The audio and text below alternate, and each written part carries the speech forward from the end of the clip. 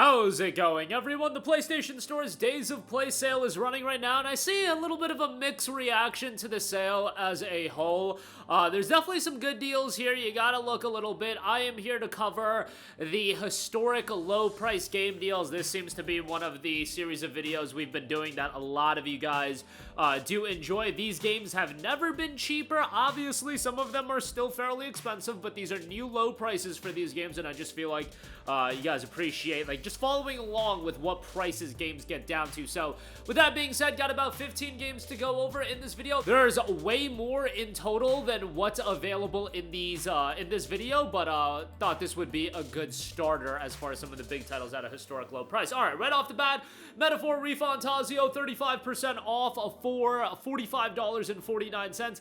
Yes, that's a hefty price for Metaphor, but it is an excellent deal on one of the best JRPGs of all time. Maybe I think more highly of Metaphor than a lot of other people. Most people seem to think it's one of the best JRPGs of all time. I have seen people say that they thought it was too slow, that they didn't think the writing was great, whatever, that certain aspects of the game and maybe twists and turns they didn't really like. I don't know.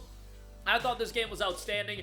I do like Metaphor more than the Persona games, mainly from a setting standpoint. I really liked the characters as well. Soundtrack was phenomenal, absolutely phenomenal as far as that's concerned, and I really liked how it built up to the end. The twists and turns, yeah, you could see stuff coming in this game like a mile away, but I rather them do plot twists that make sense within the context of the story and that actually reward you for paying attention rather than just pulling things out of the air and being like, oh, this is happening, that's happening, and sometimes that can be good, but sometimes that can also get pretty nonsensical. I thought Metaphor was a really well-woven story, and the turn-based combat system I thought had a lot of depth to it. Just really enjoyed the game. $45.49, yes, it's pricey, but 80+ hours of gameplay, it's great.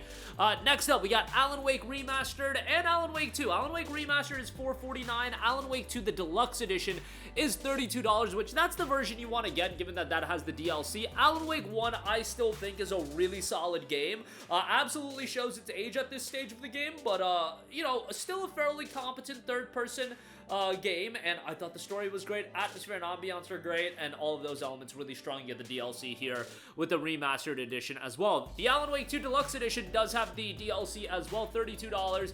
Alan Wake 2 did not click with me as much as it did a lot of other people, but I know people that absolutely loved it. It was their game of the year for 2023, one of their favorite games of all time. I can go on and on. There are people that really thought highly, and I will say, from an atmosphere standpoint, ambiance standpoint, they knock it out of the park with Alan Wake 2. Soundtrack is great as well. I remember getting to the end of Chapter 1, and then they just hit you with that song, and I was like, yeah, this game is about to be goated. It didn't really quite hit that threshold for me, but I want to do another playthrough of it at some point. It is PS5 Pro enhanced as well, so if you're picking up Pro with the discount, you know, something to consider there. Next up, we got Final Fantasy 1 through 6 bundle. These are the Pixel remasters. You get Final Fantasy 1, 2, 3, 4, 5, and 6. FF4 and FF6 are the standouts. Final Fantasy 4 to me is one of the best Final Fantasy games. I'm not really crazy about the pre-FF7 style of Final Fantasy games, you know, a little bit dated for my liking, but some people are super into them, and, you know, with the Pixel remasters, they do look great, so there is that. Final Fantasy 4, in all honesty, if I do, like, a playthrough of Final Fantasy 4, and people will find this blasphemy, but, I play the DS release. I play the DS release, which has been ported to iOS as well as PC. That is the version that I prefer. That's the version I played growing up as well, so there's a little bit of nostalgia attachment. Obviously, FF4 a little bit before my time, but you get the idea. $48.74 for the Pixel Remastered bundle. Next up, Like a Dragon Infinite Wealth, 60% off for $28. Loved Infinite Wealth, thought it was a tremendous game. Not as good narratively as Yakuza Like a Dragon. You know, Infinite Wealth has some really high highs. All of this stuff with Kiryu and reminiscing about Kiryu's story arc, I thought that was really well done. The core narrative, I just don't think is that strong in Infinite Wealth comparatively to Yakuza Like a Dragon. It's still fairly good. You're still gonna love the characters. The soundtrack's awesome, and, you know, it is Kiryu's swan song, so to speak, however you want to interpret it by the end, you know. $28 for that. great deal, definitely would recommend it. But Infinite Wealth is a game that really requires you to have some prior knowledge of Yakuza. You have to at least play Yakuza Like a Dragon because Ichiban is still the main character, and it's a direct sequel to that. And then you would really benefit from playing some of the Kiryu games, at least like Zero, Kiwami. Honestly, all the way to Yakuza 6, it's gonna have callbacks to all of it, so... You know, that's my 2 cents on that. But, yeah, some people are just gonna find it a little bit daunting to get to this game, considering, you know, there might be a prerequisite to get the most out of it playing all the other games, but I digress. It's a great pickup. It's a great game. Kingdom Come Deliverance 2, 20% off for $56. I know some people are mixed on this game. Now, I think this game, from a historical setting standpoint, narratively, freedom of choice as far as doing what you want to do, it's really incredible in that regard. However, and this is a big however, you really gotta know what you're getting yourself into with KCD2, and you gotta know what the gameplay is, because I have a buddy that's super into the historical settings and whatnot. He installed this game, booted it up, was super into it, and I was watching him play it, and I still vividly remember the moment of him getting to the combat and the gameplay, and he just looked at me with the most blank expression possible, and he's like, bro, what is this? Like, what is this nonsense? And yes, the gameplay, the combat is not going to be something everybody gravitates towards. You could say, oh, it's got a bit of realism. It's, for my money, I don't think it's all that fun. I will say that. I don't think the gameplay and the combat in this game is all that fun, but the other elements surrounding it, I think, are really good in terms of giving the player so much freedom, almost to a point of some people will be scared away by the freedom that this game gives you, and it is fairly challenging. It's not going to be for everyone. I would say look at some gameplay, because you could probably figure out through a gameplay video whether or not the combat is going to be up your alley. I like the game, but I totally get why people don't. And that buddy literally played some of the combat, shut off the game, uninstalled it, and I'm not even kidding. That is literally what happened. And yeah, I see some people having that experience with this game, but, you know, it's still a great game and a lot of content. DLC's coming as well, and if you like that historical setting, and maybe the combat might be seen as a little bit mundane to you, but I think all of the other elements surrounding it are quite good. So $56 on that. Nine Souls is $21. This has been on my to-play list for a while, a hand-drawn 2D action platformer. See some comparisons to Sekiro in terms of some of the combat elements, so, you know, Sekiro-inspired deflection-based combat is what it notes. $21 on that, has had a really strong reception, so you can have a gander at that. Indiana Jones and the Great Circle, 20% off for $56. This game is really good. I probably wouldn't pay $56 for it. That's just a hefty price point to pay. I say that as I literally did pay like $50 for this game. But I'm saying if I was a normal person, I probably wouldn't pay $56 for this. I paid like $55 or $58 for the game. I really wanted to play it, and I'm not a big Game Pass guy these days. I bought it on PC, and I really enjoyed the game, and I could see a lot of other people enjoy it and find it worth the $56. If you're an indie fan, absolutely, you're gonna have a great time with it. I'm not a big Indiana Jones guy, but, you know, I heard some of the, you know, compliments people had towards this game around the time it came out, and I saw one person say, it's like a cross between Uncharted and Dishonored, and that made me, like, immediately be like, okay, I gotta go check this game out, and I really did like it, and I see where the Dishonored comparisons are made with the stealthy approach and the stealth approach that this game's got going on for it, but, you know, and obviously, the Uncharted comparisons are apt. Would I say it's as good as either of those games? You know what? Probably. Like, it's a really, really good game. Maybe not as good as, like, Uncharted 2 and the best Uncharted games, but as good as Dishonored, you know, it's pretty damn close. But it's a good game in its own right, and some of the best visuals I've ever seen in a video game. Like, the facial animations in this game are ridiculous. Overall story's pretty good, and there's a good bit of content. Like, you go to these different locales, and you've got optional side content within each of them, and if you do everything, talking about a pretty lengthy experience for, like, a game like this. Like, 30 hours, 35 hours is pretty damn good for an Indiana Jones game, so definitely would give that a shout. Tomb Raider Definitive Survivor Trilogy, 75% off for $12.49. Now, these games get compared to Uncharted all the time, and I would say Rise of the Tomb Raider is just as good as any Uncharted game.